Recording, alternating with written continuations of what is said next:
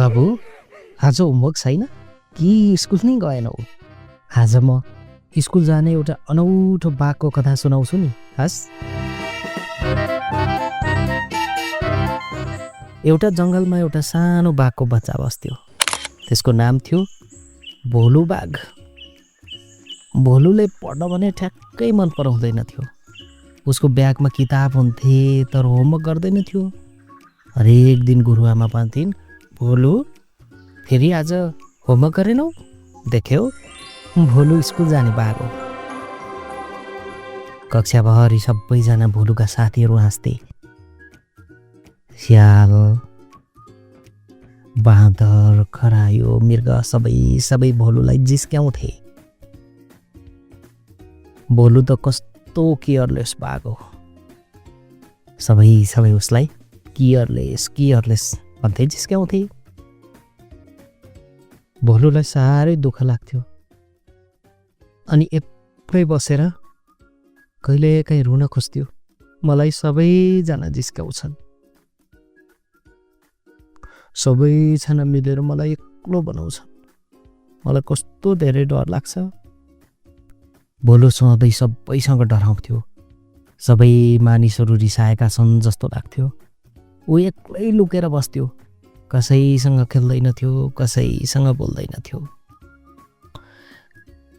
एक दिन भोलु जङ्गलमै बसिरहेको थियो। जङ्गलमा बाहिरबाट सिकारीहरू आएका थिए। बन्दुक, जाल, गोली, बाण, ठुला खुकुरीहरू बोकेर सिकारी आएका थिए। सबै जनावरहरू डरले भाग्न थाले। सिकारीहरूले सानो खराएको बच्चालाई समाते। कोही केही पनि बोलेन। त्यही बेला भोलु जङ्गलमा एक्लै आइरहेको थियो। भोलु कतै भाग्ने ठाउँ थिएन। भोलु भाग्नै सकेन।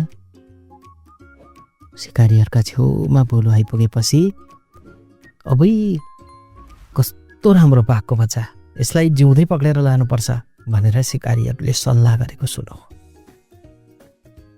कृपया हाम्रो जङ्गलमा नआइदिनुहोस् न है। मलाई लग्नुभयो भने मेरी बुढी भएकी आमा भक्कै पर्नुहुन्छ। ऊ पर ओडारमा मेरो बुढी आमा हुनुहुन्छ। मेरा बा त सिकार खेल्न पहिल्यै गएका, अहिलेसम्म फर्केका छैनौँ। हामी दुईजना मात्रै छौँ। तपाईँले मलाई लानुभयो भने मेरी आमाको के हुन्छ भनेर सिकारीसँग रोन कराउन थाल्यो। सिकारीहरू अचम्ममा परे, अरे बाघको बच्चा बोल्दो रहेछ। उनीहरू एकैछिन चुपचाप लागेर उसका कुरा सुनिरहे। अनि सिकारीहरू बाघलाई केही नगरिकन फर्के। त्यसपछि त के चाहियो र, जङ्गलभरि भोलुको कुरै मात्रै भयो। भोलुले हामीलाई बचायो, भोलुले हामीलाई बचायो भन्दै सबैजना कराउन थाले। अब भोलुलाई कसैले पनि केयरलेस भनेनन्। भोलुलाई कसैले पनि पढ्न जान्दैन भनेनन्। खेल्ने पनि साथीहरू भेट्यो, पढ्ने पनि साथीहरू भेट्यो र भोलु सधैँ क्लासमा फर्स्ट हुन थाल्यो। बुझ्यौ है नानीहरू, डराएर लुकेर होइन, माया गरेर र हिम्मत गरेर मात्रै पो साथी कमाइन्छ त। तिमीहरूले यो कथाबाट के सिक्यौ?